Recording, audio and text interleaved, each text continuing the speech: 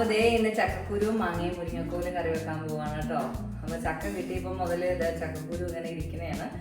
അത് സമയമുള്ളപ്പം ചെയ്യാമെന്ന് വിചാരിച്ചിട്ടാണ്. കാരണം കുറച്ച് സമയം എടുക്കുമല്ലോ ഇതൊക്കെ ഒന്ന് ചിരണ്ടി ഇതൊക്കെ വരുമ്പോഴത്തേക്കും. അപ്പോൾ അതുകൊണ്ട് ഇന്ന് നമുക്കറിയാം. അപ്പോൾ ഇതൊക്കെ ഒന്ന് ക്ലീൻ ചെയ്തെടുക്കട്ടെ, എന്നിട്ട് നമുക്ക് കറി വെക്കുന്ന റെസിപ്പി കാണിച്ചിട്ടാം. ഇതാ മുരിങ്ങക്കോ ഇങ്ങനെയാണ് കേട്ടോ തൊലി കളഞ്ഞെടുക്കുന്നത്. ചിലർ തൊലിയൊന്നും കളയത്തില്ല കേട്ടോ. അതൊരു വശമുണ്ട് കേട്ടോ ഇതിന്.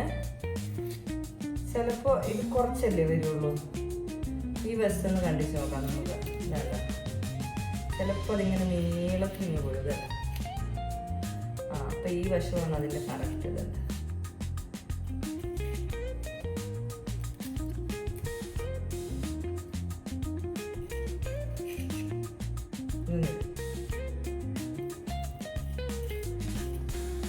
അപ്പോൾ ഒരുപാട് സമയം എടുക്കത്തില്ല.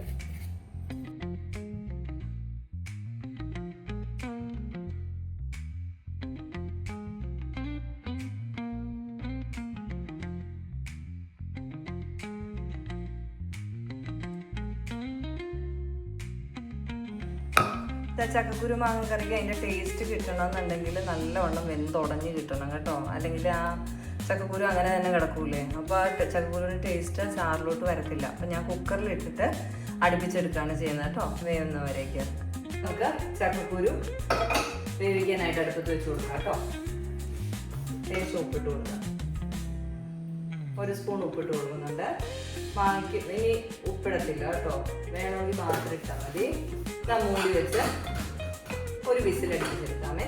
ഇതൊന്ന് വെന്ത് വരുമ്പോഴത്തേക്ക് നമുക്കിതൊന്ന് കഴുകി വെച്ചിട്ട് കുറച്ച് തേങ്ങയും കൂടെ ചിരണ്ടിയെടുക്കാം, തേങ്ങ അരച്ചിട്ടിടാൻ വേണ്ടിയിട്ട്.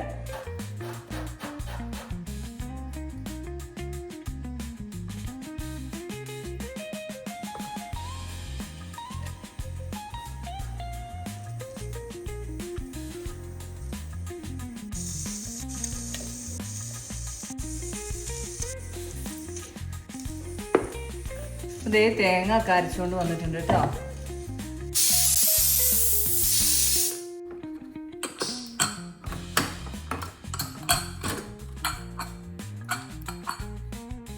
ഇതാ ചക്കക്കുരു നല്ലവണ്ണം വെന്തിട്ടുണ്ട് കേട്ടോ.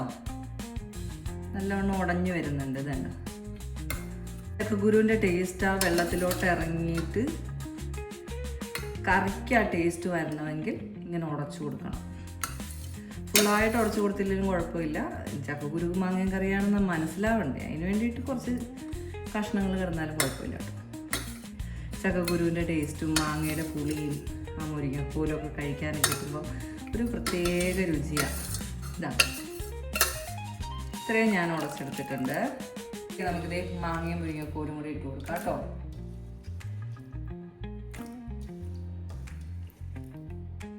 കുക്കർ അടുപ്പിച്ചില്ലെങ്കിലും കുഴപ്പമൊന്നുമില്ല, ഒന്ന് മൂടി വെച്ച് വേവിച്ചെടുത്താൽ മതി. ഒരു മാങ്ങ 4 മുരിങ്ങയ്ക്കയാണ് ഇട്ടിരിക്കുന്നത്. അതിലേക്ക് തേങ്ങ ഒഴിച്ചു കൊടുക്കുന്നുണ്ട്.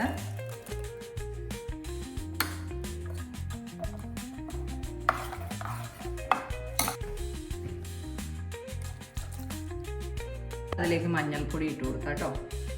മഞ്ഞൾപ്പൊടി തേങ്ങയിലിട്ട് അരച്ചാലും മതി കേട്ടോ. ചിലർ വേവിക്കുമ്പോൾ ഇടും. അപ്പോൾ ദേ ഇതൊന്ന് നമുക്ക് തീ കത്തിച്ച് തിളപ്പിച്ചെടുക്കാം. ഒന്ന് മൂടി വെച്ച് തിളപ്പിച്ചെടുക്കാം കേട്ടോ. വിസിൽ വേണ്ട. മാങ്ങയ്ക്കും മുരിങ്ങക്കോലിനും അധികം വേവില്ലാത്തതുകൊണ്ട് ആ തിളച്ച് വരുമ്പോൾ തന്നെ പെട്ടെന്ന് വെന്ത് കിട്ടും.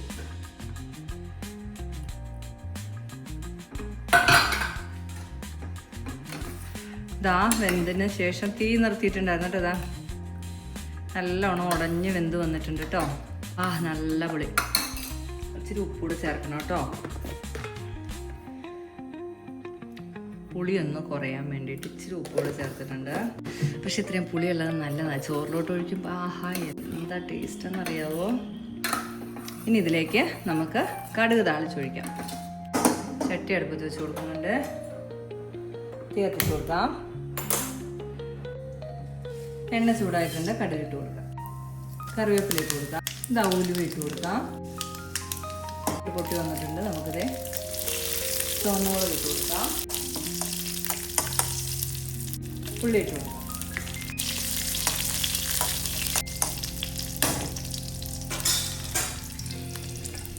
നമുക്കിതിലേക്ക് ഒഴിച്ചു കൊടുക്കാം കേട്ടോ. രണ്ടാമത്തെ പൊള്ളലാണ്.